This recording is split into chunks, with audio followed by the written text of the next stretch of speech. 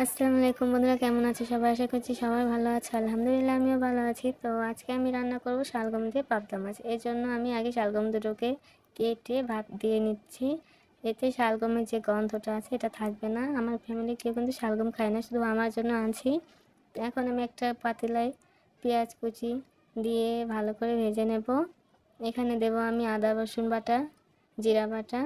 এখানে ভালো করে নাড়াচাড়া দিয়ে এরপরে এটা আমি দিয়ে দেব সামান্য পানি দেওয়া হয়েছে। দেব 2-3টে কাঁচামরিচ দেওয়ার পর দিলাম লবণ, হলুদ গুঁড়ো, মরিচ গুঁড়ো, ধনিয়া গুঁড়ো।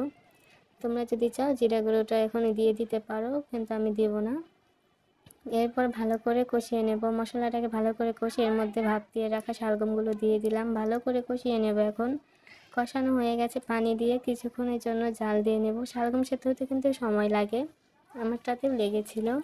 আমারটা কিন্তু পানি কম হয়েছিল, পরে আমি আবার পানি দিয়ে নিয়েছিলাম। তোমরা তোমাদের মতো করে নিতে পারো। এখন আমি এখানে পাবদা মাছ দুটো দিয়ে দেব।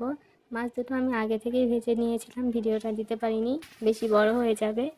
এরপর মাছ দুটো দেওয়ার পর কিছুক্ষণ জাল দিয়ে নিয়ে এর উপর ছিটিয়ে দিলাম কিছু ধনিয়া পাতা। ধনিয়া পাতাটা কিন্তু অনেক সুন্দর লাগে, শীতকালে ধনিয়া পাতা অনেক মজা লাগে। এই যে দেখো, লাস্ট লুক কার কেমন হয়েছে কমেন্ট করো।